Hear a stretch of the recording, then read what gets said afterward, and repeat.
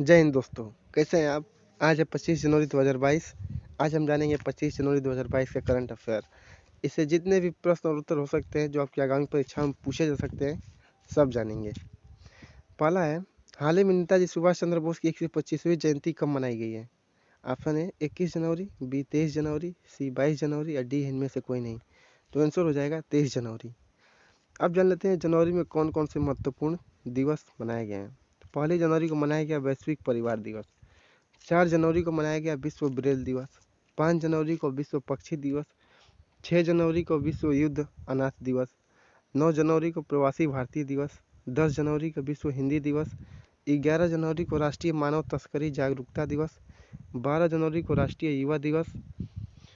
14 जनवरी को सशस्त्र बल वयोवृद्ध दिवस। 15 जनवरी को भारतीय सेना दिवस। 16 जनवरी को राष्ट्रीय स्टार्टअप दिवस। 19 जनवरी को कोकबोरोक दिवस त्रिपुरा में मनाया गया। ठीक है।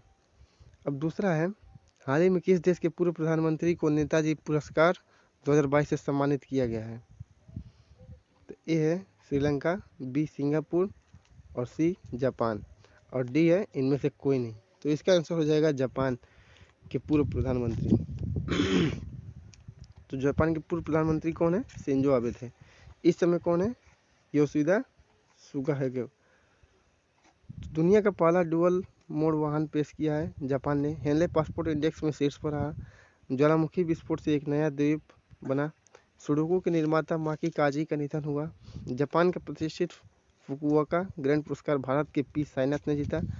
और माउंट एसो ज्वालामुखी में विस्फोट हुआ। ये जापान से जुड़े सब तथ्य हैं। तीसरा है, हाल ही में किस देश ने इलेक्ट्रिक वाहनों को बढ़ावा देने के लिए वन स्टार वेबसाइट लॉन्च की है।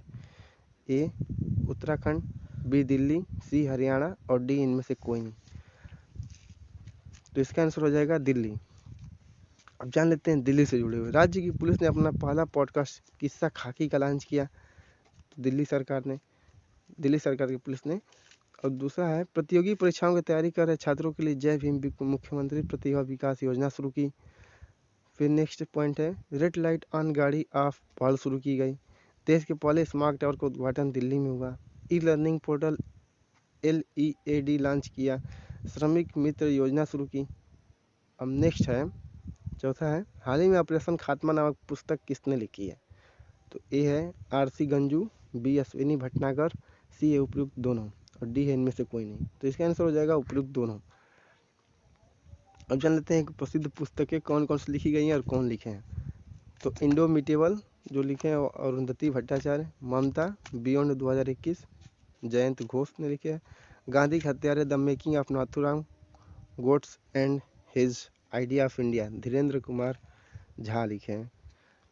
बैचलर डैड कौन लिखे हैं, तो Tushar Kapoor. India's ancient legacy of wellness doctor Rekha Chaudhary ने लिखा है। Modern India Poonam Dalal Dahiya. Pride prejudice and punditry doctor Shashi Tharoor ने लिखी है। How the earth got its beauty सुधा मूर्ति ने लिखा है। Orienting an Indian in Japan Pallavi Iyer ने लिखा है।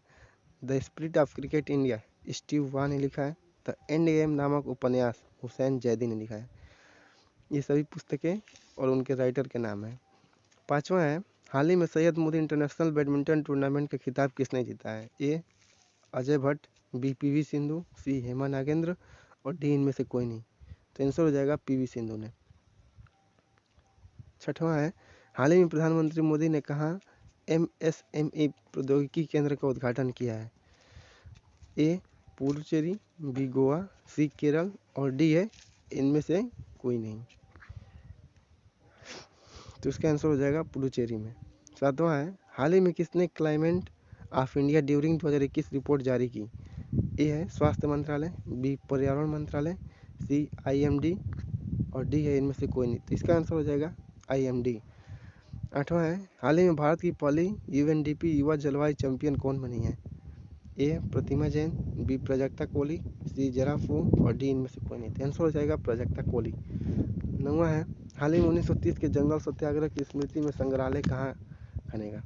ए महाराष्ट्र, बी मणिपुर, सी राजस्थान और डी उपयुक्त सभी। तो आंसर हो जाएगा महाराष्ट्र। अब जान लेते हैं महाराष्ट्र से जुड़े हुए। इक्विटास स्मॉल फाइनेंस बैंक राज्य सरकार का भागीदार बना। सभी जिलों में एंटी नारकोटिक्स सेल स्थापित करने की घोषणा की। पूरे स्टेडियम का नाम नीरज चोपड़ा के नाम पर रखा। संजय गांधी गुगुमल नवेगांव नेशनल पार्क खुले हैं सब। Shivaji in south block the unwritten history of a proud people Girish Kuber. महासरद मंच विकलांग व्यक्तियों के लिए। भारत का पहला कृषि निर्यात सुविधा केंद्र पुणे में बना। लोनार झील, उजानी बांध, जयकवाड़ी बांध और कोयना बांध सब महाराष्ट्र से जुड़े हुए हैं। 10वां है, हाल ही में किस देश ने अपना पहला समुद्री डोमेन जागरूकता उपग्रह तारामंडल लॉन्च किया है? ए ऑस्ट्रेलिया, बी दक्षिण अफ्रीका, सी इजराइल, डी इनमें से कोई नहीं। तो आंसर हो जाएगा दक्षिण अफ्रीका। 11 है, हाल ही में किस स्पेस एजेंसी ने 49 स्टारलिंक उपग्रहों को लॉन्च किया है? A NASA, B CNSA, C SpaceX और डी इनमें से कोई नहीं। तो इसका आंसर हो जाएगा स्पेसएक्स। इसके मालिक हैं एलन मस्क। ठीक है। 12वां है, हाल ही में किस देश ने भारतीय सहायता प्राप्त सामाजिक इकाइयों की परियोजना का उद्घाटन किया है? A Sri Lanka, B Mauritius, C Singapore, D इनमें से कोई नहीं। तो आंसर हो जाएगा मॉरिशस। 13वां है, हाल ही में जारी रिपोर्ट के अनुसार दुनिया के सबसे लोकप्रिय नेता कौन बने हैं? ए जो बाइडन, बी सी जिनपिंग, सी नरेंद्र मोदी, डी इनमें से कोई नहीं। तो आंसर हो जाएगा नरेंद्र मोदी। 14वां है, हाल ही में असम वैभव सम्मान किसे दिया जाएगा? ए के गुप्ता, बी रतन टाटा, सी राहुल बजाज और डी इनमें से कोई नहीं। तो आंसर हो जाएगा रतन टाटा। 15वां है, हाल ही में BSF ने कहाँ ऑपरेशन सर्द हवा शुरू किया है? ए गुजरात, बी लद्दाख, सी राजस्थान और डी इनमें से कोई नहीं। तो आंसर हो जाएगा राजस्थान। तब राजस्थान से जुड़े हुए जान लेते हैं। खादी कपड़े से बना दुनिया का सबसे बड़ा राष्ट्रीय ध्वज कहाँ लगाया गया है? तो जैसलमेर में, जो कि राजस्थान में पड़ता है। राजस्थान राज्य सरकार ने उड़ान योजना शुरू की है। राजस्थान सरकार ने प्रशासन गांव के संग अभियान शुरू किया। इंदिरा गांधी शहरी क्रेडिट कार्ड योजना शुरू हुई है राजस्थान में। भारत का पहला अंगदाता स्मारक जयपुर में, स्टेच्यू ऑफ पीस पाली में। राज्य सरकार ने महिलाओं के लिए बैक टू वर्क योजना शुरू की। एक पौधा सुपोषित बेटी के नाम योजना शुरू। BSF ने ऑपरेशन सर्द हवा शुरू किया। 100% टीकाकरण वाला राजस्थान का पहला जिला कौन बना है? तो वह प्रतापगढ़। अब आगे जानते हैं, जल जीवन मिशन के तहत राजस्थान को 10,180 करोड़ रुपए का आवंटन हुआ है। सभी परिवारों को औषधि जड़ी बूटी बांटने की घोषणा की है। अब नेक्स्ट जानते हैं, भारतीय महिला क्रिकेटर स्मृति मंधाना को अपने करियर में कौन सी बार ICC women's cricketer of the year चुना गया है? ऑप्शन दिया है पहली बार, दूसरा दूसरी बार, तीसरा तीसरी बार, चौथा है चौथी बार। तो आंसर हो जाएगा दूसरी बार। भारतीय महिला क्रिकेटर स्मृति मंधाना को हाल ही में दूसरी बार ICC women's cricketer of the year चुना गया है। उन्हें इससे पहले 2018 में भी सम्मान मिला था। हालांकि उनकी मुकाबला इंग्लैंड की टेमी बुलमोट, दक्षिण अफ्रीका की लिजे ली और आयरलैंड की गैबी लुइस से थी। उन्होंने इस सभी को पीछे छोड़ते हुए अवार्ड अपने नाम किया। नेक्स्ट है, हिमाचल प्रदेश और किस राज्य सरकार ने यमुनानगर जिले की आदि बद्री में एक बांध बनाने के लिए एक समझौते पर हस्ताक्षर किया है? ए है केरल सरकार, बी गुजरात सरकार, सी है महाराष्ट्र सरकार, डी हरियाणा सरकार। तो इसका आंसर हो जाएगा हरियाणा सरकार। हरियाणा सरकार और हिमाचल प्रदेश सरकार ने हाल ही में यमुनानगर जिले की एक आदि बादरी में एक बांध बनाने के लिए समझौते पर हस्ताक्षर किया है। यह बांध पौराणिक सरस्वती नदी का कायाकल्प करेगा। इस परियोजना की कुल लागत 215.33 करोड़ रुपए है। नेक्स्ट है, केंद्र सरकार ने हाल ही में किस राज्य मंगलुरु की गंजीमठ में एक प्लास्टिक पार्क बनाने की मंजूरी दे दी है? ऑप्शन दिया है ए गुजरात, बी केरल, सी महाराष्ट्र और डी है कर्नाटक। उत्तर हो जाएगा कर्नाटक। केंद्र सरकार ने हाल ही में कर्नाटक राज्य मंगलुरु के गंजीमठ में एक प्लास्टिक पार्क बनाने की मंजूरी दे दी है, जिसे 62.77 करोड़ रुपए में बनाया जाएगा। इस पार्क को कर्नाटक औद्योगिक क्षेत्र विकास बोर्ड की भूमि में बनाया जाएगा। इस परियोजना को लागू करने के लिए KIADB अपने दायरे में एक विशेष परिवहन वाहन बनाएगा। ठीक है। नेक्स्ट है, भारत ने हाल ही में किस राज्य में बने लिविंग रूट ब्रिज के लिए यूनेस्को की विश्व धरोहर टैग की मांग की है? ए सिक्किम, बी मेघालय, सी बिहार और डी अरुणाचल प्रदेश। तो आंसर हो जाएगा मेघालय। भारत ने हाल ही में मेघालय में बने छोटी धाराओं पर बने हुए suspense bridge living root bridge के लिए यूनेस्को की विश्व धरोहर टैग की मांग की है। वे जीवित पौधों की जड़ों का उपयोग करके बनाए जाते हैं। ये रूट ब्रिज मेघालय में आम है। इन पुलों को स्थानीय रूप से जिंगजियांग जरी कहा जाता है। क्या कहता है? जिंगजियांग जरी। नेक्स्ट है, निम्न में से किस केंद्र शासित प्रदेश में जेरी हैमलेट को केंद्र शासित प्रदेश का पहला दूध गांव घोषित किया गया है? ए दिल्ली, बी मुंबई, सी कोलकाता और डी है जम्मू कश्मीर। इसका आंसर हो जाएगा जम्मू कश्मीर। जम्मू कश्मीर केंद्र शासित प्रदेश में जेरी हैमलेट को हाल ही में केंद्र शासित प्रदेश का पहला दूध गांव घोषित किया गया है। और हेमलेट के लिए एकीकृत डेयरी विकास योजना के तहत 57 और डेयरी फार्मों को मंजूरी दे दी गई है। इस गांव में 370 गायों के साथ 73 व्यक्तिगत डेयरी इकाइयां हैं। नेक्स्ट है, पनामा जंगल में खोजी गई वर्षा मेढक की एक नई प्रजाति का नाम किसके नाम पर रखा गया है? A Rajnath Singh, B Greta Thunberg, C Smriti Irani और डी नेताजी सुभाष चंद्र बोस। तो इसका आंसर हो जाएगा ग्रेटा थनबर्ग। पनामा जंगल में खोजी गई वर्षा मेढक की एक नई प्रजाति का नाम हाल ही में ग्रेटा थनबर्ग के नाम पर रखा गया है। इस प्रजाति को प्रिस्टीमांटिस ग्रेटा थनबर्गे नाम दिया गया है। यह लोकप्रिय रूप से ग्रेटा थनबर्ग रेन फ्रॉग के रूप में जाना जाता है।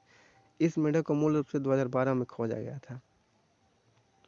ठीक है, इनमें से किस बॉलीवुड अभिनेत्री को Washington DC south Asian film festival 2021 में international association of working women award से सम्मानित किया गया है? ए सुष्मिता सेन, बी लारा दत्ता, सी रेनी सेन और डी है अमृता राव। इसका आंसर हो जाएगा सुष्मिता सेन। बॉलीवुड अभिनेत्री सुष्मिता सेन को हाल ही में उनके शो आर्या 2 के लिए Washington DC south Asian film festival 2021 में international association of working women award से सम्मानित किया गया है। यह अवार्ड एक टीवी श्रृंखला में एक महिला अभिनेता द्वारा उत्कृष्ट प्रदर्शन के लिए सम्मानित किया गया है। नेक्स्ट है, प्रधानमंत्री नरेंद्र मोदी 5 फरवरी को किस शहर में रामानुजाचार्य की 216 फुट की मूर्ति का उद्घाटन करेंगे? ए पुणे, बी चेन्नई, सी दिल्ली और डी हैदराबाद। आंसर हो जाएगा हैदराबाद। प्रधानमंत्री नरेंद्र मोदी 5 फरवरी को हैदराबाद शहर में रामानुजाचार्य की 216 फीट की मूर्ति का उद्घाटन करेंगे। श्री रामानुजाचार्य 11वीं सदी के संत और क्रांतिकारी समाज सुधारक थे। यह मूर्ति तेलंगाना में हैदराबाद के बाहरी इलाके शमशाबाद में 45 एकड़ के परिसर में स्थित है। इस मूर्ति को 1000 करोड़ रुपए की लागत से बनाया गया है। नेक्स्ट है, निम्न में से किस शटल खिलाड़ी ने लखनऊ में सैयद मोदी अंतर्राष्ट्रीय टूर्नामेंट में महिला एकल का खिताब जीता है? ए साइना नेहवाल, बी पीवी सिंधु, सी कैरोलिना मरीन और डी है ताई तुजू यिंग। आंसर हो जाएगा पीवी सिंधु। भारतीय शटलर पीवी सिंधु ने हाल ही में लखनऊ में सैयद मोदी अंतर्राष्ट्रीय टूर्नामेंट में भारतीय मालविका बंसोड़ को 21-13, 21-16 से हराकर महिला एकल का खिताब जीता है। पीवी सिंधु ने 2017 के बाद अपना दूसरा सैयद मोदी खिताब जीता है। यह टूर्नामेंट उत्तर प्रदेश के बाबू बनारसी दास इंडोर स्टेडियम में आयोजित किया गया था। नेक्स्ट है, हाल ही में किस देश के पूर्व प्रधानमंत्री शिंजो आबे को नेताजी पुरस्कार 2022 से सम्मानित किया गया है? तो वो कहाँ का है? ए सऊदी अरब, बी श्रीलंका, सी जापान और डी नेपाल।